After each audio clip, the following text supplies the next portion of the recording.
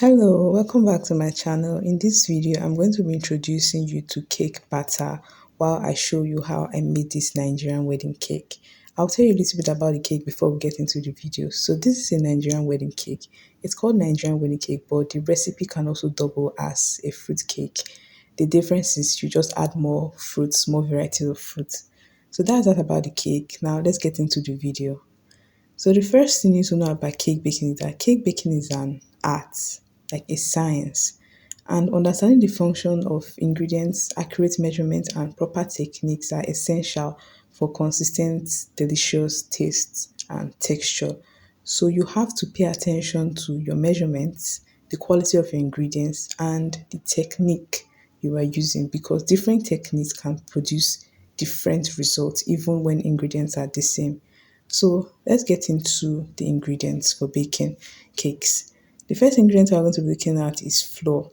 Now, flour basically provides structure for the cake, and there's a kind of flour called cake flour. Cake flour is lighter, and you can make cake flour at home if you have all-purpose flour and cornstarch or corn flour. You basically combine a cup of flour and a tablespoon of cornstarch, and you have cake flour. It's lighter and it has less protein, and it gives a more tender cake, a lighter cake. Next ingredient I'm going to be talking about is sugar. Sugar adds sweetness and moisture to cake, and it contributes to browning and it tenderizes the cake. If you notice, if you've made caramel before, you will see that the sugar starts to brown at a point. That's what sugar contributes to cake. It helps the cake to brown. Another thing sugar does is sugar is also a leavening agent. It acts as a leavening agent, or not necessarily a leavening agent, but it has a leavening effect in cakes. Now, when you have sugar in a cake and you put the cake in the oven, what happens? Heat is applied and the sugar starts to evaporate. And when it evaporates, it creates air pockets in the cake, which gives a leavening effect. Now, the next ingredient we are going to be talking about is fat.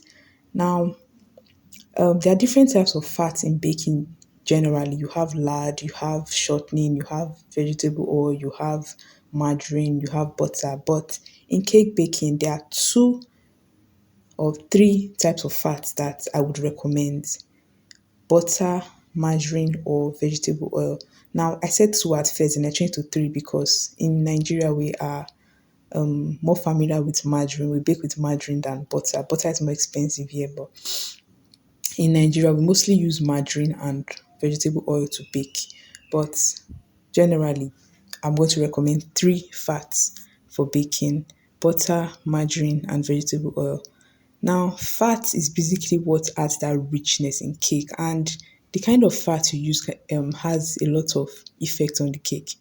Fat provides moisture and richness and tenderizes the cake and coats the flour protein, which is gluten.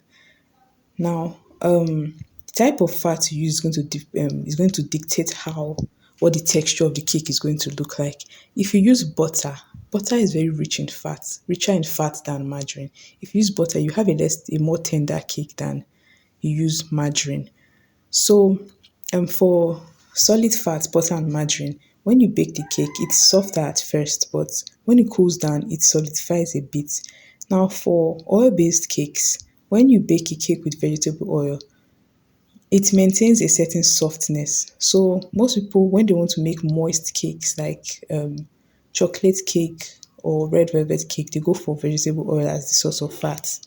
Now, we're saying vegetable oil instead of any other type of oil because vegetable oil is, firstly, it's very accessible, very popular, and it doesn't contribute its own taste. Unlike, let's say, olive oil, for instance, olive oil has its own color and has its own taste. Vegetable oil is very passive. It doesn't contribute any color or taste to your cake. The next ingredient I'm going to be talking about are eggs. So eggs is basically the source of protein in your cake. It binds ingredients together, it adds structure, moisture, and richness. And whipping egg can create air pockets and give the cake a lighter texture. Now, I'm sure you've heard of sponge cake. Sponge cake is basically a cake made from the what makes it a sponge cake basically is this one process where you whip the egg whites to its till it has tripled or quadrupled in size. Now you can use this method to include lightness in different cakes you bake.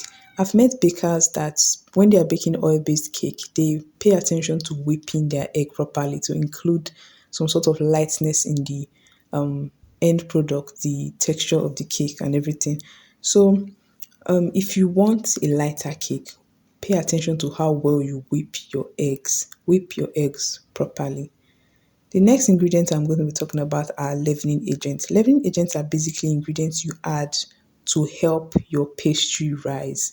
Now, the two major leavening agents in cakes are baking soda and baking powder. Leavening agents work by creating air bubbles in pastries to which in turn gives a leavening effect. So now baking soda before you bake or if you are suspecting that your baking soda is expired, is a way to test if it's still active. You combine vinegar and baking soda, and if it bubbles, the baking soda is still active. For baking powder, however, you combine it with hot water, and if it bubbles, it's still active. Now, these agents need something to activate them. Baking powder it's more used than baking soda in cake baking or baking generally. Baking baking powder, you just need water to activate it. Once it comes with contact with water, it's activated and it's going to start leavening. Baking soda, however, needs to come in contact with an acid for it to be activated. That's why when you see baking soda in a recipe, you are going to see things like lemon juice or vinegar. You're going to see lemon juice or vinegar in the recipe, which is going to in turn react with the baking soda and give a leavening effect. So that's that about leavening agent. The next ingredient we're looking at are liquids in cake. The two major liquids in cake are milk and water. Now, what liquids basically hydrate the flour and dissolve the ingredient for a smoother batter. If you noticed, when you bake most solid fat based cakes like your pound cake or any cake basically that you bake with butter or margarine, if you notice the batter is not that smooth. However, cakes that you bake with vegetable oil, most cakes you bake with vegetable oil, you have to put water in it. Those batter are usually smoother than the margarine or butter cake. If you notice, water gives a smoother cake batter because it dissolves all the ingredients, creating a smoother feel. Now, water also gives a leavening effect. Remember when I said that when sugar is in a cake and cake spoon in the oven, heat is applied, it evaporates. The sugar evaporates, the water in the sugar evaporates. This happens with water. When you put water in a cake, it evaporates when heat is applied, when it's put in the oven. If you notice the famous chocolate cake recipe, when the cake comes out and you cut into it, you see a lot of air pockets. That's because of the amount of water that has been put in that chocolate cake. So the next topic I'm going to be talking about under cake batter are types of cake batter. The first one you have are creamed batter. Now, creamed batter is basically where you cream your fat and your sugar. The most famous creaming method is creaming butter and sugar. Now, why do we cream butter and sugar? Firstly, when as you're creaming the butter and sugar, the sugar dissolves and it creates air pockets in the bubble, which gives a lighter texture to your cake at the end of the day. This also happens with vegetable oil and sugar, except when you cream up vegetable oil and sugar, what happens? The sugar dissolves. So that's that about creaming method. The next is whipped method. I mentioned this earlier about sponge cake. Whipped method is where you whip egg whites to create a lighter and a very fluffy cake. This happens, you can see this in sponge cake and angel food cake mostly. Then the next method I'm talking about is the one bowl method. One bowl method is where you use one bowl to do everything.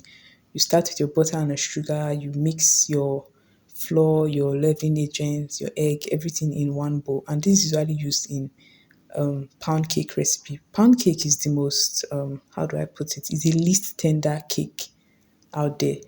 because it's not, you don't pay attention to things like texture or lightness or fluffiness. Pound cake is just a combination of your basic cake ingredients in with a higher ratio of flour to fat than regular cakes. The next topic I'm going to talk about are basic steps to baking. The first thing you do, or the first thing I like to do, is to gather my ingredients and tools, because I don't like to start and find out that I'm short of one ingredient or I'm short of one equipment. So measure out all your ingredients, grab your tool, and prep your pan. I like prepping my pan first because I don't like when I've finished mixing the cake batter and I have to start prepping the pan. So prep your pan, set it aside now. There are two popular ways of prepping your pan when you want to bake cake. First way is you butter your pan and you dust flour on it. That's one way. The second way is, this is for cakes with water in them, lighter cakes like vegetable oil cakes. You rub some parchment paper or vegetable oil or cooking spray on your pan, then you line it with parchment paper. Those are the two major ways of prepping your pan. So you prep your pan, set aside. Then step three, you cream butter and sugar, or cream your vegetable oil and sugar. I've already explained this and what it does. The next thing you do is to add eggs. Now, I've explained before that you can beat your eggs very well if you want a more leavening effect. So you beat your egg and you add it. Then you combine dry ingredients to wet ingredients. It's always better to sift your flour in a different bowl with your baking powder, your baking soda, and if you're adding salt, you add that. Adding cocoa powder, you add that. Keep your dry ingredients aside. Then after mixing your wet ingredients, you add dry ingredients to wet ingredients. You do that. Then the last stage is to combine, is to mix these two together. Now this stage is important because you don't want to ruin all the work you've done by mixing the wet ingredients properly. You want to fold in the dry ingredients until it is just combined, because if you over mix the batter, it's going to activate the gluten in the flour and give you a more dense cake. So after that, you pour it into your pan and make sure to not overfill the pan, and you bake. A tip to getting a fine cake is baking on low temperature. The next tip I'm going to give is tips for successful cake. The first thing I'm going to say is to measure accurately. Now, in baking, the best way to measure is using a kitchen scale, because you are going to get a more precise result. But if you don't have a kitchen scale, you have to measure using cups. Measuring cups. Now, if you are going to measure using measuring cups, you can also make mistakes. But a way to avoid mistake is to fluff in your ingredients into the cup. Like you are measuring flour, don't just dip your measuring cup into your container of flour and pour. You have to fluff the flour into the cup, then use a straight edge to go across the top to make sure it's accurately measured. The next thing I'm going to say is do not overmix, as I've explained in the steps to baking cake. Then the next tip is to preheat your oven. Now, while you are prepping your cake batter, preheat your oven so that when you put the cake in the oven, it's going to bake at the same temperature from start to finish. Tip number 4, test for doneness. I cannot stress this enough because there are times when I've baked a cake and I've flipped it over and turns out the cake was not ready. It's harder to flip the cake back into the pan and bake it because it's going to compromise the end result of the cake. So always test for doneness by sticking a skewer or a toothpick into the cake to see if it comes out dry. The next tip I'm going to give is for when you're using a mixer.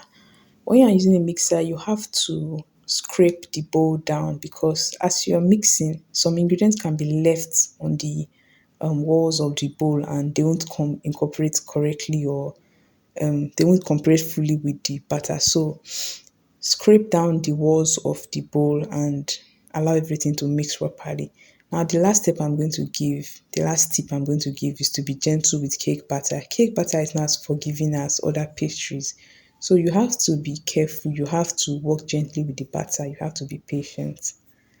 So we've come to the end of this video. I hope by now you have a full understanding of cake batter, and I have other videos on cake recipes on my page and you can check it out. Thank you for watching. See you next time.